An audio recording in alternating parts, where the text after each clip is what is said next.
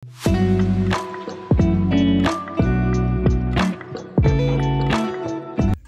po mga idol, panibagong araw, panibagong video naman po tayo. And for today's video nga po is gagawa lang tayo ng front sight at saka rear sight ng ating binubuong airgun.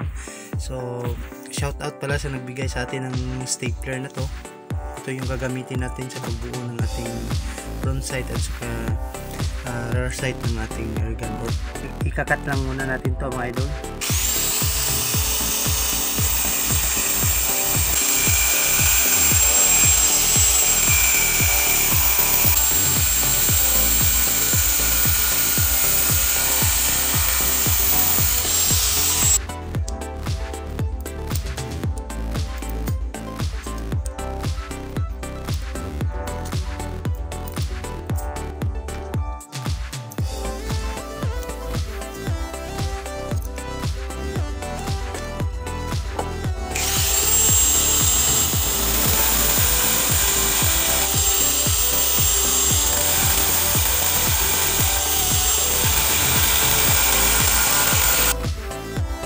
Ito na siya idol, no?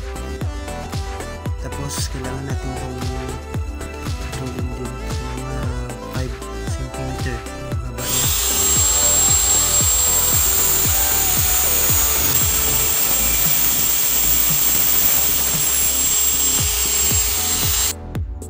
Okay, tapos na natin ikat idol. Ito na siya.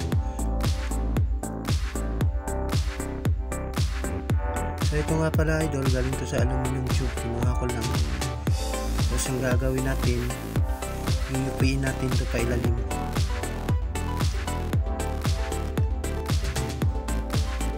Yan, iupiin natin to ng dandahan ng idol para hindi siya mabalik. Tapos ito na yung kabila. Katapos niyan idol, iupiin din natin yung kabila yung tanong dito.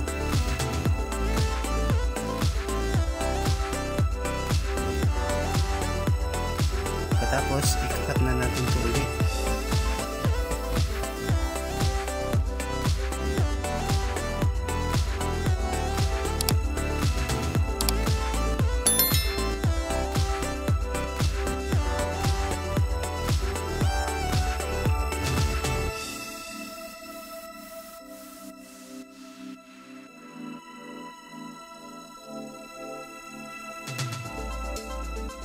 Lagyan natin ng pin idol, stainless.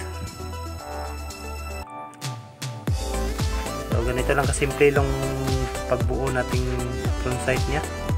Napakasimple lang po. Sunod naman itong rear sight nya mga idol.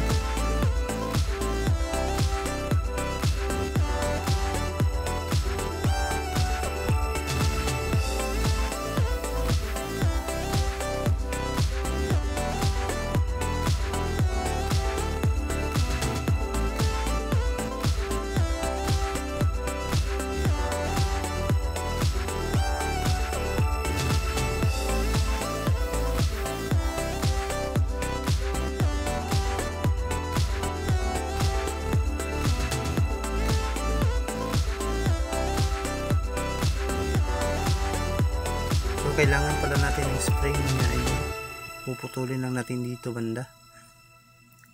Yung spring niya magsisilbing patulak sa kanya pa itaas para ma-adjust natin yung side niya. Pagkatapos lagyan natin ng super glue dito.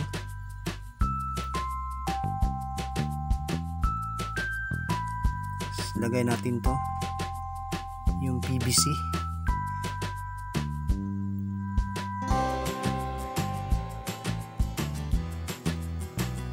Ito naman idol yung sa aluminum tube na kinat natin kanina, pasok natin dito.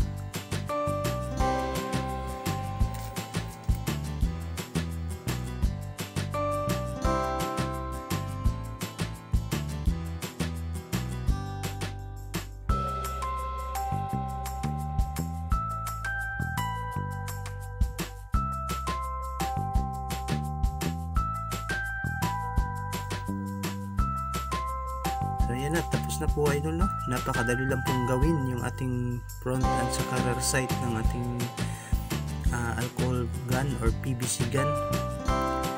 So tingnan nyo naman idol, no? I-adjust natin to. Kung gusto nyo pumunta sa taas, pihit nyo lang to, tapos ibalik nyo. So ganun lang kasimple idol. Hanggang dito lang muna yung ating mga video idol. Salamat sa panonood. God bless po.